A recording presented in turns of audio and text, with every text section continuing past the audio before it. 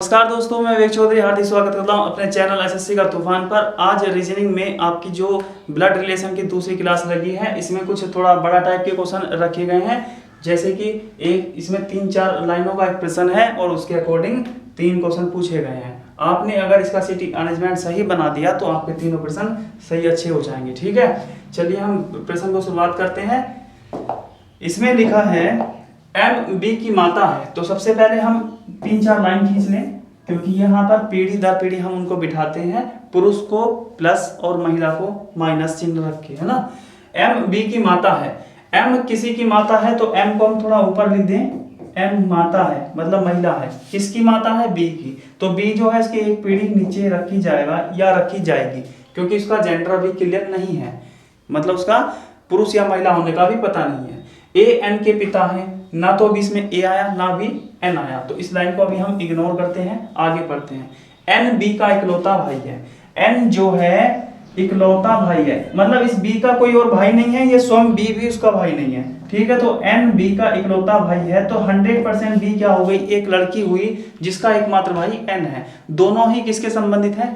M से। ए जो है एन के पिता है, तो एन के पिता कहां जाएंगे? ऊपर रखे जाएंगे। अब ये एन एम का भी पुत्र था, तो ए का भी पुत्र है, तो 100% ये क्या हुए? आपस में पति पत्नी हुए। ठीक है, आगे पढ़ते हैं क्या लिखा है। सी का विवाह एन से हुआ है। सी का विवाह एन से हुआ है, तो सी को हमने यहाँ पर रख दिया और ये दोनों आपस में पति पत्नी हुए। ठीक है, ये एम की दोनों संतान थी, बी और एन, और सी जो आई वो उन ऊपर वालों की दोनों की पुत्र वधू है। क्यू सी का एकमात्र बच्चा है, तो क्यू सी का, जब सी का है तो एन का भी होगा ना, दोनों का। क्यू सी का एकमात्र बच्चा है, वो लड़का भी हो सकती है लड़की भी, क्योंकि बच्चे में दोनों जेंडर क्लियर नहीं होता। एन की कोई बहन नहीं है, एन की कोई बहन नहीं है। अच्छा, एन की कोई बहन नहीं है, तो हमने जो बी को महिला मान लिया था उसमें क्या लिखा था? एन जो है बी का अकेला भाई है, तो बी लड़का भी हो सकता है और उसका भाई अकेला हो सकता है, तो ये क्या बैठा? हमारा पुरुष हो गया।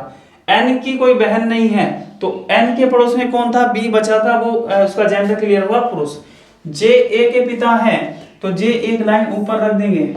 जे ए के पिता है मतलब पुरुष है। सवाल में क्या लिखा है वो पढ़ें। ए का कोई पोता नहीं है, चल मान लीजिए। अब ए यहाँ पर है ना। अब ए की 2 संतान है, बी और एन। एन की शादी हो गई है और एन का एक बच्चा है। अब ये बताया गया है कि ए का कोई पोता नहीं है, तो पोता कौन सा होगा? दूसरी पीढ़ी नीचे जाएंगे। ये पोता नहीं है तो कौन है? ये पोती है। ठीक है, तो लड़की हुई होगी वो। तो क्यू वी से किस प्रकार संबंधित है? अब आंसर किसका देना होगा हमें? क्यू का, क्योंकि उसके बाद कोमा है या का शब्द होना चाहिए था। तो क्यू बी से देखना है, बी से किस प्रकार रिलेटिव है। देख लीजिए, क्यू के दोनों माता पिता हैं और ये पिता का भाई मतलब चाचा है, और ये चाचा लगा, ये कौन लगा? इसका भतीजी है ना, तो इसका आंसर है भतीजी। अगला क्वेश्चन है ए सी से किस प्रकार संबंधित है। अब ए और सी की बात करें, बी एन की माता कौन हुई? एम हुई, और माता के जो हस्बैंड हुए उसके पिता हुए, है ना, तो ये एन के कौन है? पिता हुए। अब एन की शादी हुई सी से, तो सी कौन लगे? ससुर, और सी कौन लगी? सॉरी, ए कौन लगे? ससुर, और सी लगी पुत्रवधू। आंसर किसका देना है? ए का देना है, तो ए ससुर है, क्योंकि सी जो है ना वो एन से विवाहित है, और एन किसका लड़का है? वो ए का लड़का है, तो इसलिए ए ससुर हुए और सी पुत्रवधू होती। आंसर हमें ए का देना था। बी जे से किस प्रकार संबंधित है, तो देख लीजिए, बी कौन सी? 2 पीढ़ी नीचे है ना, और जे कहाँ है? 2 पीढ़ी ऊपर है। अब बी की माता, ये पिता, और पिता के पिता है ना, तो वो लगे दादा। आंसर किसका देना है? बी का, तो बी नीचे है, तो ये लगेगा पोता। ठीक है, ये प्रश्न हुआ सॉल्व। नेक्स्ट क्वेश्चन, अगला प्रश्न है, ये दोनों प्रश्न जो दिए गए हैं ये इशारा देना या संकेत देने पर निर्भर है। ठीक है, एक महिला की ओर संकेत करते हुए विकास ने कहा, तो हम इसको सॉल्व करना शुरू करते हैं। 3 लाइन हमने उसको खींच दी। तो विकास ने क्या कहा सुने, कि वह मेरे पिता की पत्नी की बेटी है। अब ये जो वह जो शब्द कहा गया है वो किसके बारे में कहा गया है? ठीक है, उसको देख लें। वह महिला को कहा गया है ना, महिला की ओर संकेत करते हुए विकास ने कहा। मान लीजिए महिला हमने यहां रख दी, मतलब जिसके बारे में बात कही जा रही है उसको बैठा दें किसी भी लाइन में, ठीक है। तो वह मेरे पिता की पत्नी की बेटी है, तो वो किसी की बेटी है, इससे थोड़ा सवाल को पीछे चले। अब बेटी है किसी की वे, तो वो मेरे पिता की पत्नी है, इसको एक साथ पढ़ लीजिए। मेरे पिता की पत्नी मतलब वो माता हुई कहने वाले की, ठीक है, वो माता हुई कहने वाले की। तो कहने वाला कौन हुआ? विकास हुआ। तो विकास कहाँ रखा जाएगा? जब माँ ऊपर की लाइन में है तो विकास जो है वो नीचे की लाइन में रखा जाना है। अब दोबारा से जरा इसको पढ़ लीजिए कि विकास ने कहा कि वह जो महिला है वो क्या है? मेरे पिता, विकास के पिता कहाँ रखे जाएंगे? यहाँ पर। और पिता की पत्नी कौन हुई? इसकी माँ, ठीक है। तो पिता की पत्नी की बेटी है, तो ये कौन लगा इसका? विकास। विकास लगा भाई। आंसर किसका देना है? वह महिला, इसका आंसर देना है। तो क्या आंसर लगेगा? वहन लगेगा। और ये क्वेश्चन जो है इशारे और संकेत देने वाले, इनको बनाने की भी जरूरत नहीं पड़ती, ऐसे ही हो जाते हैं। देख लीजिए कैसे करते हैं उसको। एक महिला की ओर संकेत करते हुए विकास ने कहा कि वह मेरे पिता, मान लीजिए विकास के पिता है ना, विकास के पिता की पत्नी कौन हुई? माँ हो गई विकास की, ठीक है। और उसकी बेटी है, तो उसके माँ की बेटी कौन लगेगी? बहन लगेगी। आंसर निकल के आ गया, ठीक है। नेक्स्ट प्रश्न करते हैं। एक लड़के की ओर इशारा करते हुए एक लड़की कहती है कि वह मेरी माँ के भाई। अब मेरी माँ के भाई कौन हो गया? मामा हुआ, ठीक है। मामा की इकलौती बहन, मामा की इकलौती बहन कौन हुई? खुद उसकी माँ हो गई। और माँ का बेटा कौन हुआ? उसका भाई हुआ। तो आंसर क्या लगेगा? वह उस लड़की से कैसे संबंधित है? तो उसका आंसर आएगा भाई। चलिए हम उसको डायग्राम में बनाते हैं। एक लड़के की ओर इशारा करते हुए एक लड़की कहती है कि वह मेरी माँ। चलिए इसमें हम लड़की को पहले बिठाते हैं, कोई बात नहीं, जो कहने वाला है उसको ही बैठा देते हैं। लड़की ने कहा कि वह मेरी माँ। अब लड़की की माँ कहाँ पर आएगी? ऊपर आएगी, ठीक है। माँ के भाई कौन हुआ? मामा हुआ। माँ का भाई जो हुआ मामा हुआ। मामा की इकलौती बहन कौन होगी? इकलौती बहन तो यही होगी, माँ इसकी, है ना। और इकलौती बहन का बेटा है, तो इसका बेटा यहाँ रखा जाएगा, ठीक है। वो लड़का यहाँ पर आ जाएगा। अब वो लड़का लड़की से किस प्रकार संबंधित है? वो उसका भाई है, ठीक है। तो यहाँ पर आंसर भाई आ जाएगा।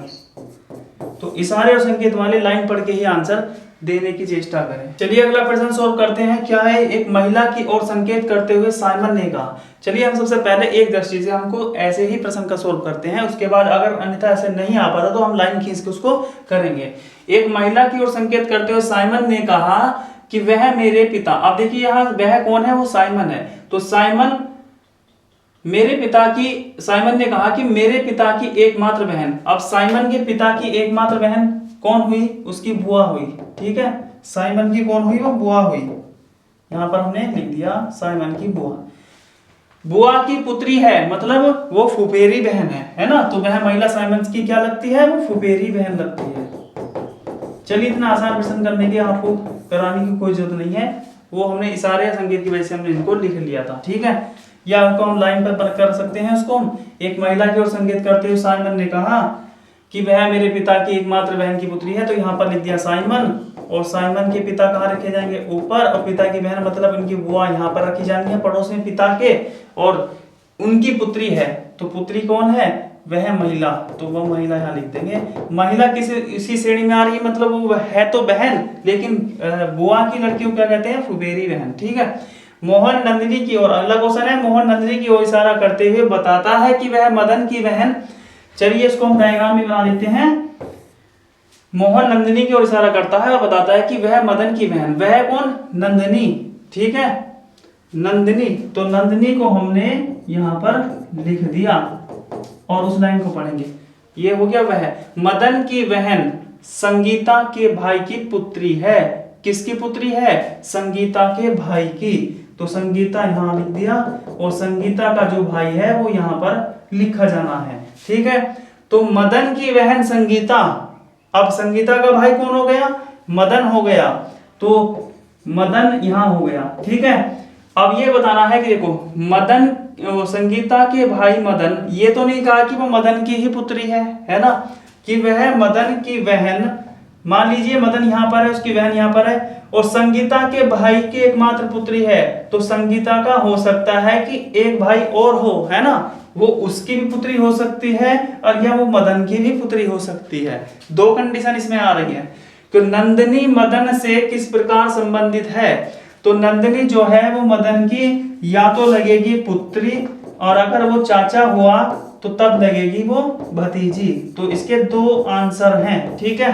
अगला प्रश्न है, इसमें कुछ संकेत दिए गए हैं और ये थोड़ा बैंक परीक्षाओं में ज्यादा आता है। ये तो थोड़ा सा इजी क्वेश्चन है ना, इसके बाद कुछ भारी क्वेश्चन भी आते हैं इसमें, तो इसको हम करते हैं। इसमें लिखा है, इसमें कुछ अर्थ दिए होते हैं, कुछ नियम शर्त के अनुसार इसको करते हैं, ठीक है। यहाँ लिखा है P गुणा Q का अर्थ है, P गुणा Q का अर्थ है, मान लीजिए दो वर्ण लिखे होंगे, A B भी हो सकते हैं, C D भी हो सकते हैं, लेकिन यहाँ पर P Q का संकेत दिया गया है, तो P और Q के बीच में गुणा का मतलब ये लिखा गया है कि दूसरा वाला पहले वाले का क्या है, भाई है। मतलब इसको हम ऐसे ही पढ़ सकते हैं कि P भाई है Q का, देख लीजिए P भाई है Q का। तो हम इसमें क्या पढ़ेंगे, अगर बीच में दो वर्णों के बीच में प्लस का चिन्ह हो तो हम क्या पढ़ेंगे, P पिता है Q का, ये लिखा हुआ, ये P पिता है Q का। अगर दोनों के बीच में भाग हो, भाग का चिन्ह हो, तो P क्या है, उसकी Q की बहन है। तो पहला क्वेश्चन इस पर आधारित, M का चाचा A है, कौन सा समीकरण सही है। मतलब ऐसा कौन सा समीकरण दर्शा रहा है जिसमें M का चाचा A आ जाए, ठीक है। तो हम क्या काम करेंगे, उसमें पहले वाले को करके देखेंगे। देख लीजिए, A भाग D का मतलब क्या है, A भाग D का मतलब क्या है, A बहन हो गई और D भाई हो गया। आगे D प्लस M का मतलब क्या है, D प्लस M का मतलब है, मतलब दो उसके चिन्ह के बीच में प्लस का निशान है, तो हम D और M पढ़ेंगे इसको, है ना। तो D पिता है M का, ये पढ़ेंगे। तो ये पिता है, ये कौन हो गया, पुत्र हो गया, ठीक है। तो क्या इसमें इसका चाचा बनेगा, नहीं, ये तो बुआ बन के आ रही है ना, A इसमें तो बुआ बन के आ रही है, मतलब इसमें जेंडर जो है महिला बन के आ रहा है। हमको क्या ढूंढना है, भाग की जगह ऐसा आ जाए जिसमें गुणा हो, मतलब सॉरी भाई हो, है ना। तो गुणा का चिन्ह देखें किसमें है, इसमें है, इसका आंसर ये आएगा, क्योंकि A क्या है, भाई, ये दोनों भाई हैं आपस में, यहाँ पर लिखा है गुणा, ठीक है। और D प्लस M का मतलब क्या है, D पिता है, ये किसी का पिता है, और किसका, ये हो गया पुत्र। तो देख लीजिए, ये पुत्र है, ये पिता है, और पिता का भाई क्या लगता है, चाचा लगता है, इसलिए M का चाचा A है। चलिए अगला प्रश्न, उपरोक्त प्रश्न का उत्तर देने के लिए कौन सा कथन अनावश्यक है। ये तीन कथन दिए गए हैं प्रश्न में, और इस वाले प्रश्न का उत्तर देने के लिए कौन सा कथन एक्स्ट्रा है, नहीं होना चाहिए था, तब भी आंसर आ जाता। चलिए, ये वाला कथन आवश्यक है, क्योंकि जब किसी का कोई भाई होगा तभी तो किसी का चाचा लगेगा। अब इसमें पिता पुत्र का वर्णन आने के लिए देख लीजिए, यहाँ पर आया है ना, प्लस का चिन्ह भी होना चाहिए था, गुणा का चिन्ह भी आना चाहिए था, लेकिन जो तीसरा है भाग का चिन्ह, ये नहीं आना, जरूरी नहीं था कि इसके बिना क्वेश्चन ना हो, ठीक है। इन दोनों से ही प्रश्न सोल्व हो रहा है, इसलिए हमारा तीसरा कथन सही है, ठीक है। आज की वीडियो में सिर्फ इतना ही, और वीडियो को लास्ट तक देखें और वीडियो को शेयर लाइक जरूर करें, और इसका लास्ट भाग और बनाना है वो, ठीक है, कल हम उसको पूरा कर देंगे, ठीक है। धन्यवाद।